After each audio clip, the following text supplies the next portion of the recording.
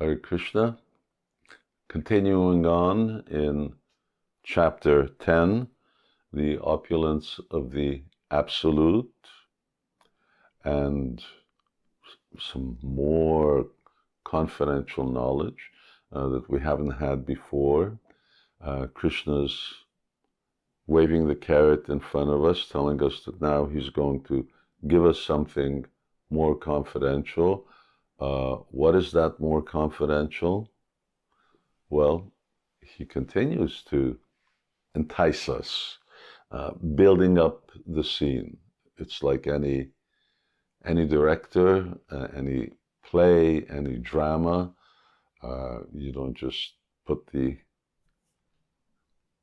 real essence or the punchline right in the very beginning, but you have a build-up. Krishna is also building up to increase our attention, to increase our desire to hear, and to make us recognize that there is required qualification. Remember last session, we talked about the qualification of being faithful, of developing affection to Krishna. Now we're taking it one step further. And Krishna's talking about, well, what happens when you hear what I've got to say? He says, Shinu me, Paramvacha, listen to me. And when we listen with faith, what will happen? So now we hear this verse. And this is not all. After this verse, in our next session, we're going to go through 4 verses. And those 4 verses are the entire summary of the 18 chapters, 700 verses of the Bhagavad Gita. So in this verse, Krishna is saying, Etam vibhuti yogam cha mamma joveti tatvataha so vikalpena jogena yujjate natra samshaya. One who is factually convinced of this opulence and mystic power of mine engages in unalloyed service. Of this there is no doubt. I'll read that again. One who is factually convinced of this opulence and mystic power of mine engages in unalloyed devotional service. Of this there is no doubt. We get a little hint. What is Krishna talking about? Well, he's talking about his opulence and his mystic power. So these are 2 things that we're going to be hearing about. And over and above that, he says that, well, if you hear this in the way that I've put it to you before, the previous qualifications which are there in the study and surrender and application of the first 9 chapters of the Bhagavad Gita.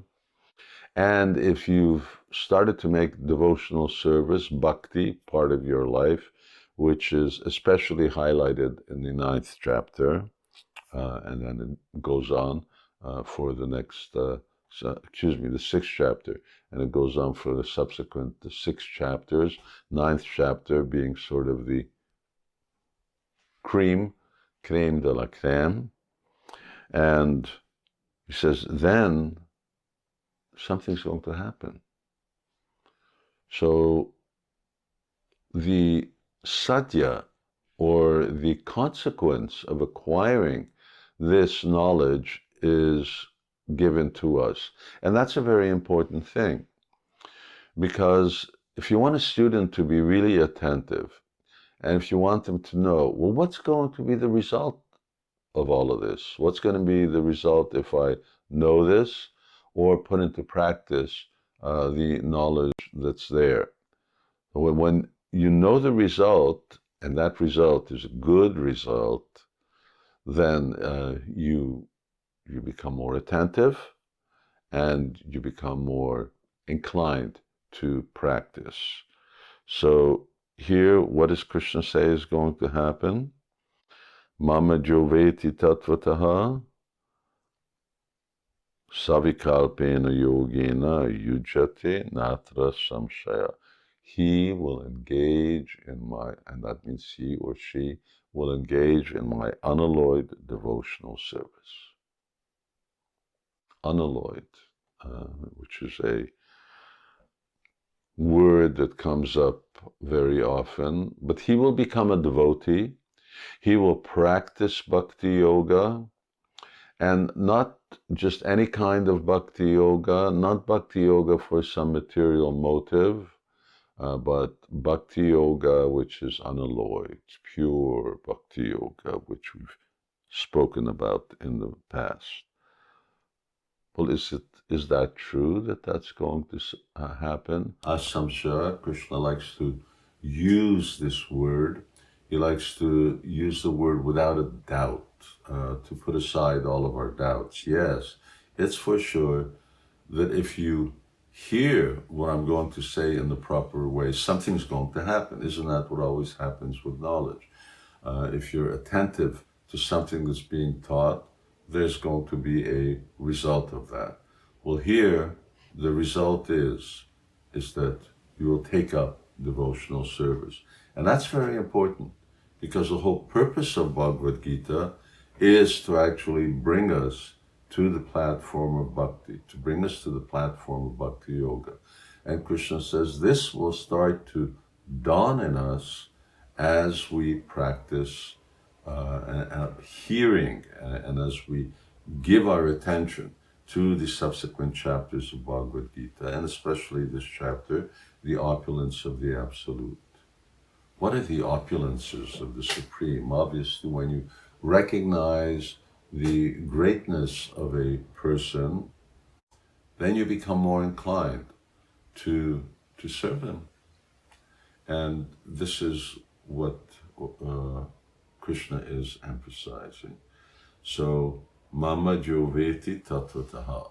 And another word here, which Krishna likes to repeat. Krishna's language is really quite simple, although it's Sanskrit, but by comparison to other types of Sanskrit, this Sanskrit is Krishna's Sanskrit is relatively easy. So he keeps saying, Veti Tattvataha. Veti means like Veda, it means knowledge, and Tattvataha means in truth. When Krishna is really understanding, if you really understand what I'm saying, you're listening to me, and you accept what I'm saying, don't make anything out of it, just be open and accept what I say, and Tattvata, accept it in truth. Not part of it, not most of it, all of it. That this is all the absolute truth, then an effect is going to happen. It is going to awaken in your heart an inclination to devote yourself to me. And this is what we want, because ultimately this is what Bhagavad Gita is all about. So,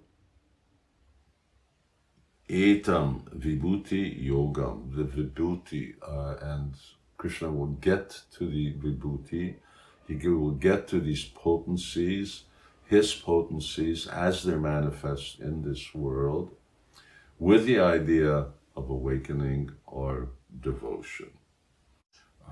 The extraordinary powers that are manifest in the creation, and the type of practice that gives us, the type of mentality by which we approach the world around us.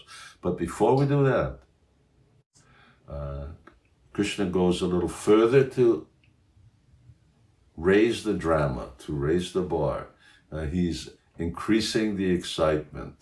Okay, and then, well, what will happen? How does that devotion manifest? How will we get that devotion? And how do we understand? How do we get that realization? The next 4 verses, which we're going to read, are the summary of the Bhagavad Gita that answers that question. Hare Krishna.